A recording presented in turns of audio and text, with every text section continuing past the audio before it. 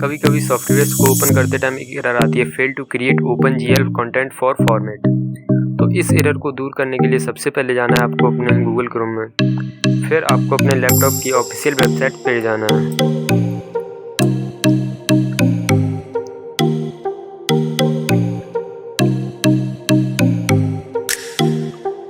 उसके बाद आपको स्क्रॉल करते हुए नीचे जाना है और आपको जाना है डाउनलोड ड्राइवर्स।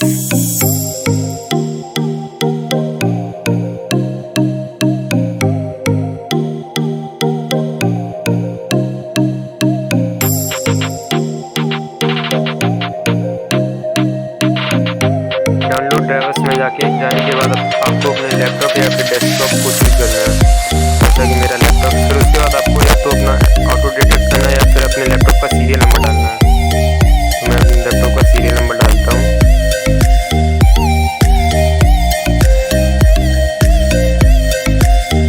जैसा कि आप लोग देख रहे होंगे कि मेरे लैपटॉप का मॉडल नंबर आ गया है।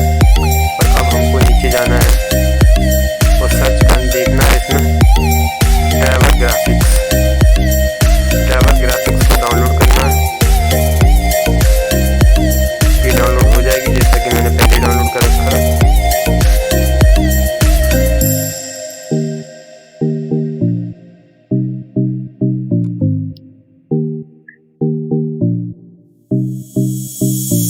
ये जैसा कि आप लोग देख सकते हैं, ये मेरी डाउनलोड है। फिर आपको इसको इंस्टॉल करना है, बस आपकी एरर ख़त्म हो जाएगी।